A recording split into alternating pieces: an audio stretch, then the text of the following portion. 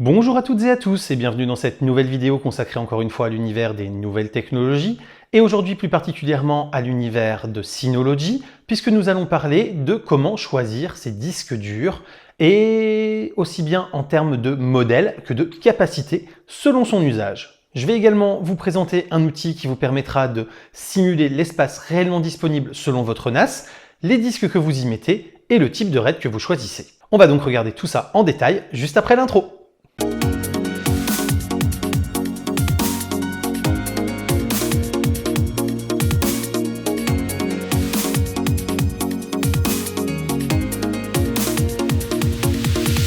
Pour bien choisir ces disques, il faut se poser quelques questions préalables. Quelles données vais-je stocker dessus et quel usage vais-je faire de mon NAS? Quelle quantité de données cela va-t-il représenter? Quels seront les horaires d'usage, à la demande, quelques heures max par jour ou alors en 24/7? Si vous souhaitez y stocker de la vidéo, des photos en haute définition ou des sauvegardes de vos disques et PC locaux par exemple, alors il faudra forcément prendre bien plus d'espace que si vous ne souhaitez stocker que quelques documents importants. Idéalement, mon conseil c'est de calculer le besoin au moment de l'achat, puis de le multiplier par 2. Prenons un exemple.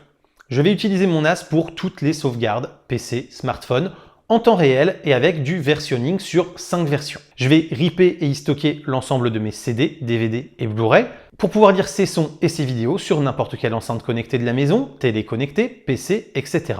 Et je vais aussi héberger quelques sites web et VM pour m'essayer à 2-3 trucs. Mes PC et smartphones représentent un total de stockage de 1 Tera lorsque je calcule leur capacité de stockage. Je vais donc le multiplier par 5 pour tenir compte des versionnings. Je vais ajouter mes 10 Tera de vidéos et de sons en haute qualité sur toutes les galettes de la maison que je vais ripper, et j'estime que mes VM et mes sites internet vont occuper au maximum 1 Tera. J'ai donc 5 plus 10 plus 1 qui font 16 Tera. Je vais donc dimensionner mon NAS pour qu'il puisse accueillir 32 Tera utiles dessus. En effet, on a toujours tendance à minimiser l'espace de stockage utilisé par nos données. On estime mal ou pas du tout l'augmentation des données avec le temps.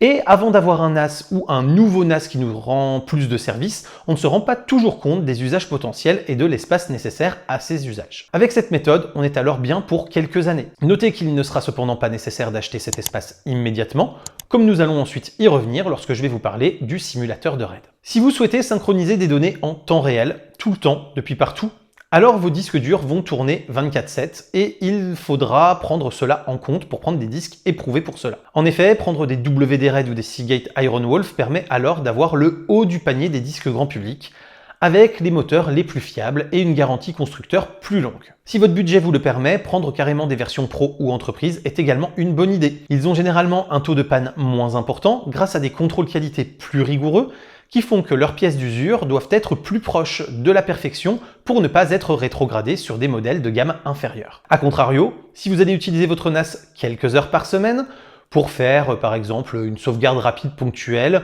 ou regarder un film à l'occasion, alors très honnêtement, des disques d'entrée de gamme classiques suffiront. Enfin, si vous voulez avoir de gros débits, pour des VM par exemple, des serveurs PXE, les SSD, au moins en partie, peuvent être une alternative à considérer. Notez cependant que dans la plupart des cas, sur du NAS non compatible 10 Gb et un réseau qui se contente lui aussi du gigabit seulement, l'usage de SSD n'apportera aucun gain. Les SSD feront la différence sur ce type de réseau seulement dans des usages massifs de tout petits fichiers, qui limitent généralement les débits des disques magnétiques, ou encore sur des usages purement internes au NAS, comme par exemple les VM. Le SSD peut également être une bonne idée si le NAS est utilisé dans une pièce de vie ou de travail, afin de réduire la nuisance sonore du NAS en activité. Une fois que vous avez établi le type de disque et la quantité de données dont vous allez avoir besoin, vous pouvez alors vous rendre sur le simulateur de RAID de Synology et je vous mets le lien directement dans la description. Et donc nous, on va passer directement sur un ordinateur pour voir comment il se comporte et vous donner des explications sur son utilisation pour que vous puissiez en tirer pleinement parti.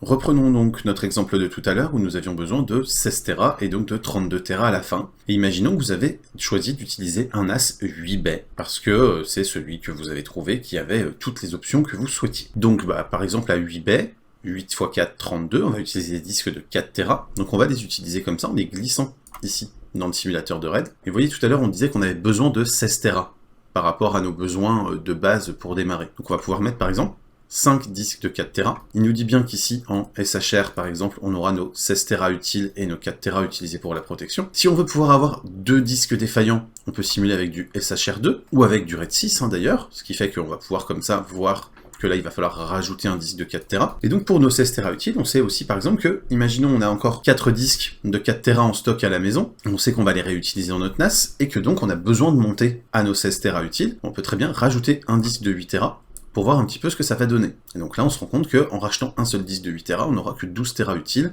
et on aura 4 Tera perdus en SHR2. Donc on va pouvoir par exemple tester avec un disque de 10 Tera. Voilà, là on voit que ça refait pareil en fait, puisque pour l'instant le SHR2 ne peut pas gérer avec un seul disque d'une autre taille. Donc on va pouvoir se dire par exemple, bon à la place on va mettre 2 disques de 8 Tera, et là on se rend compte qu'on a bien nos 16 Tera utiles. Et comme on sait qu'on va avoir 8 baies et qu'on va avoir besoin de 32 Tera, et on peut essayer de regarder si, en rajoutant encore 2 autres disques de 8 Tera, on va arriver à nos 32 Tera utiles ou pas. Et là on voit par exemple qu'on va pouvoir réutiliser nos 4 disques de 4 Tera, rajouter tout de suite 2 disques de 8 Tera et à l'avenir 2 autres disques de 8 Tera, et que à la fin, quand on aura fini notre configuration en 4x4 plus 4x8, on aura bien notre volume de 32 Tera utiles avec nos 16 Tera de protection, malgré du SHR2 qui permet d'avoir une protection sur 2 disques. Et ensuite, vous voyez qu'ici, il va vous proposer un certain nombre de NAS, et donc vous allez pouvoir aller les voir si vous avez besoin, et si votre choix n'est pas encore fait. Donc là, vous allez pouvoir comme ça jouer au Lego pour pouvoir voir quels sont les disques que vous avez déjà et quels sont ceux que vous réachèteriez pour avoir la quantité de données que vous voulez.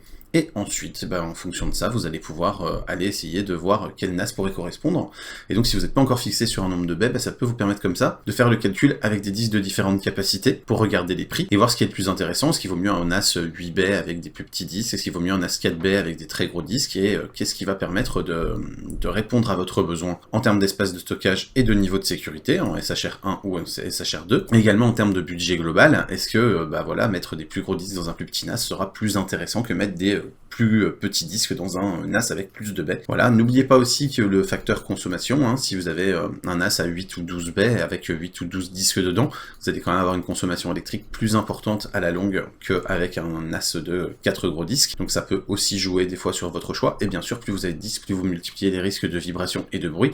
Et donc pareil, si ce NAS est dans une pièce de vie ou pas loin d'une pièce de vie, il vaut souvent mieux avoir un NAS avec moins de disques plus gros plutôt qu'avec des pléthores de petits disques. Et n'oubliez pas également que vous avez la possibilité, si vous en avez par exemple d'occasion, de pouvoir mettre des baies DX, puisque vous pouvez avoir un volume unifié entre le NAS et sa baie DX. Si vous avez prévu par exemple d'utiliser un NAS 4 baies plus une baie DX à 5 baies, vous pouvez très bien faire votre bricolage ici avec l'équivalent de 9 baies et pouvoir voir un petit peu comment vous allez obtenir les quantités de données que vous souhaitez. Et voilà, nous sommes arrivés au terme de cette vidéo. J'espère qu'elle vous aura appris des choses et qu'elle vous sera utile. Si c'est le cas, n'hésitez pas à commenter, liker, vous abonner et partager. C'est le fameux clap. Le Tipeee, le Utip pour soutenir la chaîne financièrement, vous connaissez aussi. Et quant à moi, je vous dis à très bientôt pour plein de prochaines vidéos photos, techno, informatique et jeux vidéo qui font le contenu de la chaîne au quotidien. D'ici là, continuez de rester curieux et de regarder des vidéos sur YouTube. Salut à tous, bye bye.